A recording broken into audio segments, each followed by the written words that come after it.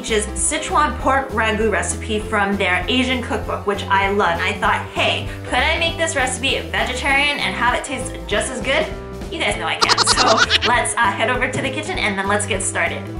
Okay guys, so I've started off by preparing about 4 servings of these Chinese wheat noodles, and I've just prepared them according to instruction and then rinsed them under cold water just to stop cooking so that they don't get any more soggy. And then next I'm taking one kind of large onion and julienning them, so cutting them kind of on the long side and then putting them over about medium heat in 2 tablespoons of oil, and then you just want to kind of have the onion soften and then let that go for about 10 to 15 minutes. Meanwhile, this is TVP, textured vegetable protein, and it comes dried, and I think it's one of the best substitutes for ground up meat, which to me doesn't really taste like anything much really either. And then I'm going to go in and add about 1 teaspoon of garlic powder along with about 1 tablespoon of soy sauce, and to me that is the flavor that I find most mimics kind of the meat flavor, and that's usually how I marinate most of my TVP.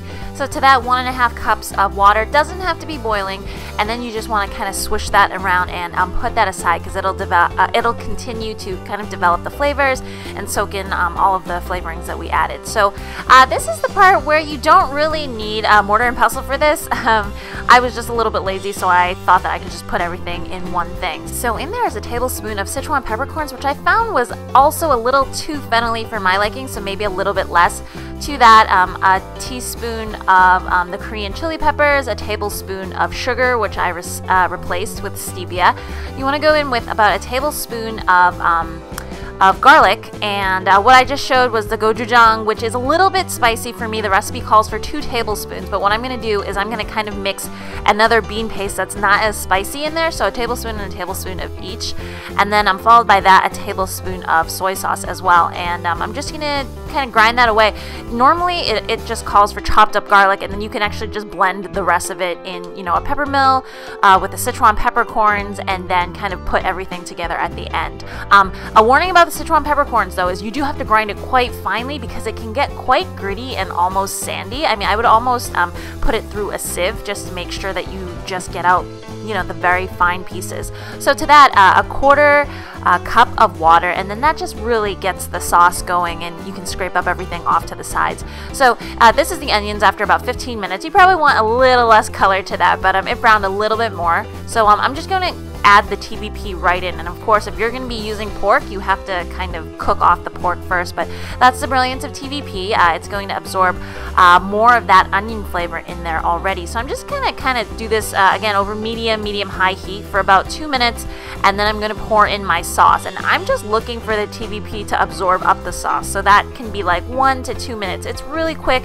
Everything's already cooked, so you're just really looking to have all of the flavors mesh together. So you can see that basically at this point, if you want to just store that mixture, you can go ahead and store it. If you want to finish this off, take about 2 cups of bok choy, and then I actually already took out a little bit of the TVP because I wasn't going to eat that much. So put in your bok choy, and then actually, I found it really helped to add a little bit of water to this because it helps to steam the vegetables, but then also the sauce in itself gets a little bit dried up as well. So in case if you guys do store it in the refrigerator and then want to like reheat it again, definitely add a little bit of water. I'd say about a 1/4 cup or so, and then you can put a lid on it or just put that kind of under low heat until everything softens up nicely like this. And the thing that you guys are missing is this amazing kind of smell, that fennelly, spicy smell that you get from the Sichuan peppercorns, because it's so good.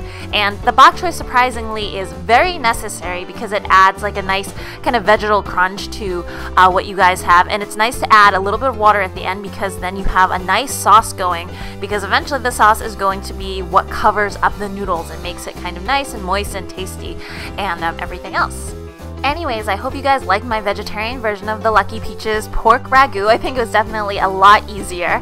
As usual, if you like recipes like this, if you like me kind of finding normal meat recipes and then changing them up into vegan or vegetarian, give this video a thumbs up, and definitely subscribe to the channel. I so appreciate it, and yeah, I will see you guys again next time. Bye!